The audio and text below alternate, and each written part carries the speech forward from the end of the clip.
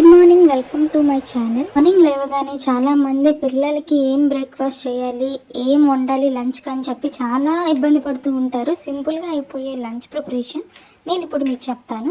ఇప్పుడు ఫ్రై అవుతుంది ఏంటంటే క్యాబేజ్ అనమాట. క్యాబేజ్ పకోడీ మనం జనరల్గా చేస్తూ ఉంటాము. క్యాబేజీ ఫ్రై అంత సింపుల్ ప్రిపరేషన్ ఇంకెక్కడా ఉండదు. ఎందుకంటే క్యాబేజీలో ఉప్పు కారం వేసేసి మీ పిల్లలు తినగలిగితే కారం వేయండి, లేదంటే లేదు. సో ఫుడ్ కలర్ యాడ్ చేసి ఇలా ఆయిల్లో వేగిస్తే మాత్రం చాలా కలర్ఫుల్గా ఉంటుంది. తినడానికి కూడా చాలా టేస్టీగా ఉంటుంది. మీ పిల్లలు ఇష్టపడి తింటారు రసంతో అయినా.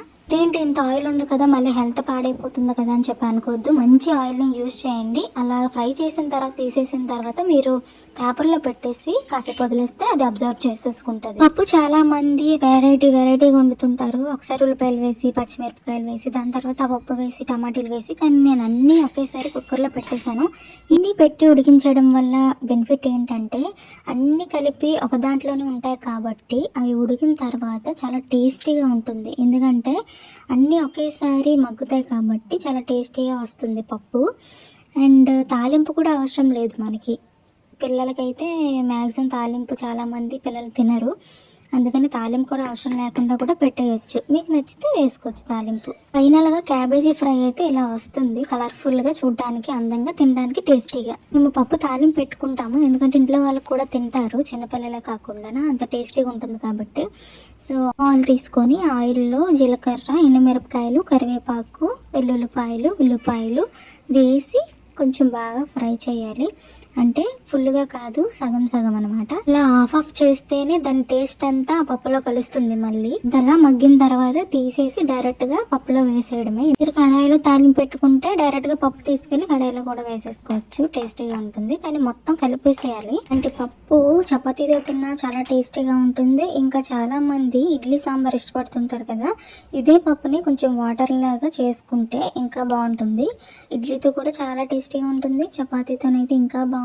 ఇంకేం కర్రీస్ కూడా అవసరం లేదు. చిన్నపిల్లల నుంచి పెద్దవాళ్ళ వరకు ఇది పెట్టొచ్చు. చాలా హెల్తీగా ఉంటుంది కూడా, ఎందుకంటే మనం కుక్కర్లో అన్నీ ఒకేసారి ఉడికించేస్తాం కాబట్టి కుక్కర్ అనే అవసరం లేదు. మీరు ఎందులో వండుకుంటే అందులో అన్నీ ఒకేసారి వేసేసుకుంటే మంచి టేస్ట్ అండ్ ఫ్లేవర్ వస్తుంది. ఇంకేముంది, బాక్స్ ప్యాక్ చేసేయడమే. చాలా మంది మదర్స్కి మార్నింగ్ లేవగానే వాళ్ళకి లంచ్ బాక్స్ ఏమి ఉండాలని చెప్పి పిచ్చెక్కిపోతూ ఉంటుంది.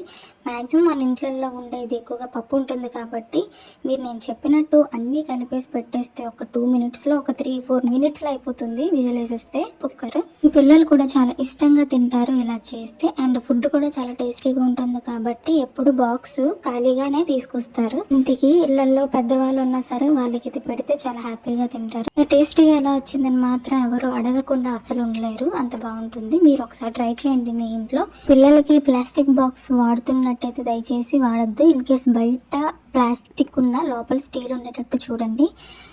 ఎందుకంటే ప్లాస్టిక్ మంచిది కాదు కాబట్టి వాళ్ళకి చెప్పుకోలేరు, కడుపు నొప్పి అది వస్తూ ఉంటుంది. స్కూల్లో ఉంటారు కాబట్టి స్టమక్ అది అప్సెట్ అవుతుంది. సో మనం అక్కడ ఉండం కాబట్టి వాళ్ళకి మ్యాక్సిమం హెల్దీగానే చూసుకోవాలి అంతా. పిల్లలకు మాత్రం లంచ్ బాక్స్తో పాటు break box, spoon and napkin కూడా కంపల్సరీగా పెట్టాలి. ఎందుకంటే వాళ్ళ స్కూల్లో ఇవి రూల్స్ అనమాట. చాలా తక్కువ టైంలో లంచ్ గబగబా ప్రిపేర్ చేసి వాళ్ళకి పంపించాలంటే ఇలానే చేయాలి. నేను చాలాసార్లు చాలా లేట్ అయిపోయినా సరే తొందరగా వండేసి పంపించేశాను.